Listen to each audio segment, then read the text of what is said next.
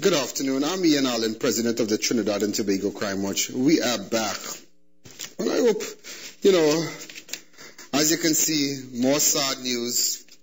It's not a matter. Someone texted me and said that we are drifting from Crime Watch with respect to ammunitions and bandits and guns and whatnot, the recovery of ammunitions and so. But nevertheless, ladies and gentlemen, a crime, what I see as a major crime, a crime is not just a guy holding a gun and robbing someone, A crime is when a mother goes to the Mount Hope Medical Complex and her son has to do a surgery and he comes out blind and crippled. That's a crime. That's a major crime. Blindness, being visually impaired is one thing. But could you imagine being bedridden for the rest of your life plus visually impaired when that could have been avoided?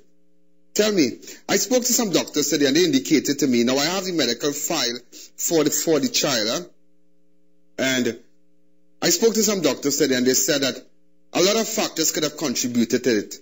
And even though others might have to pacify it and say that nothing could have been done after during the surgery, some doctors indicated to me that as a result of the anesthetic, that could have contributed to it. Also, I'm sure you saw the child, Jaden Elisha Bagwandas, who was severely burned on his hand. Yesterday I spoke to his father, and his father indicated to me that they were assessed by a surgeon this morning, and we're going to see if we can get the surgery done abroad. However, Jaden might lose the use of his hands, and it's really, really sad. It's really, really sad what exactly is going on at some of these health institutions, and where we, the people, must put a stop to it. For too long, people have gone to some of these institutions and they have been insulted in the worst way. They have been chased out of the hospital. Just at the police station, they have been chased out of the police station. They have been chased out of the hospitals. But when you look at these circumstances and you look at the individuals that are involved in these circumstances and involved in some of these situations, unfortunate situations, you would only realize that these are people who are not upper class people.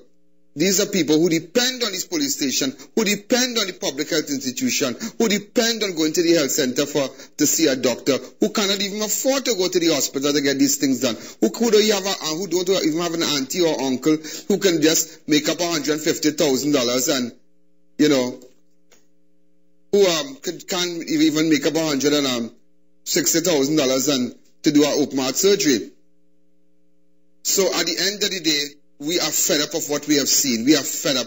So much text I have gotten between last night and now about parents telling me, my child got blind, my child died. I mean, it's unbelievable.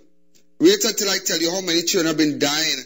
How many children have been dying in San Fernando General Hospital as a result of a bacteria, and that is a cover-up here. I'm going to come with the statistics about how many children died last month as a result of a bacteria, and nothing is being done. I mean, I am not saying that, at the end of the day, the Minister of Health needs to tell the nation what exactly is going on. Why do we have to wait 6 hours? I don't mind if you go to a private doctor, you might have to wait about 45 minutes, you go to a dentist, whatever. He or she might have patients inside, but not 6 hours, not from 2 o'clock in the evening to 3 the next morning. No, not at all. That can't happen. That can't happen. That is not normal. That is not a normal practice at an international level across health facilities in the world. That is impossible. And then when we, the poor people, talk, we are threatened, we are chased from the health center. No, that cannot be. I'm not going to tolerate that. I'm not going to tolerate that. Also, during the course of the program, you remember the policeman that was busted as a result of Crime Watch intervention when it is alleged that he took $1,000 bribe? Well, he was charged today. I think he's on $100,000 bail. Acting corporal attached to Cunupia Police Station. We are going to show you the clip, the entire clip today. It's about 9 minutes. We are going to show you the clip today. So call your friends, call everybody. Let this be a wake-up call for police officers who have intentions of taking a bribe. I'm talking about intentions. There were 2 police officers in Freeport Police Station last night who had intentions of taking a bribe for $12,000. 2 police officers attached to Freeport Police Station. And when they realized we got involved, you know what they told the guy? Don't hurt your head. Diwali weekend, we'll come lock you up. Not now. We won't deal with you now because they were so outraged that they didn't get the $12,000 as a result of our intervention. They're really upset now. So if you have any idea, if you have been forced to give police officers money or give any minister money under the table, because not only police officers, there are a lot of ministers out there, whether it be opposition or government or past ministers, who have taken a bribe. And that must stop. If you know about any corruption in any government ministry, you need to tell us what exactly is going on. You need to let us know if people are paying for contracts, if when you tender somebody on some board, already giving them the S about the tendering. These are the things that we are going to deal with. So what we're going to do, we're going to come back, and just as I said, I will be joined shortly by the mother and son. Yeah, the young boy who lost his sight and is now crippled as a result of a surgery at Moncton. Why I'm doing this is to let you know that, listen to me, when you go to some of these institutions, ask the right questions. All right? Let's take a break. Remember, you can text me on 290-4426. I've just, before we go further, this is an ad for the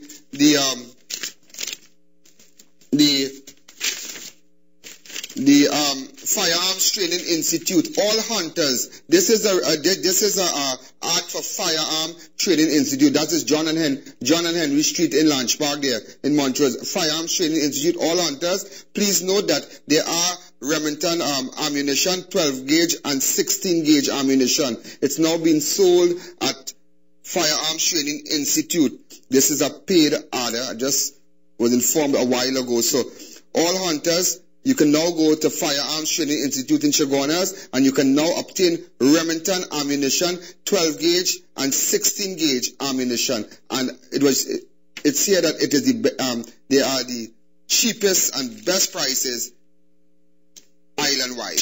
All right, so let's take a break. Remember, you can text me on 290-4426.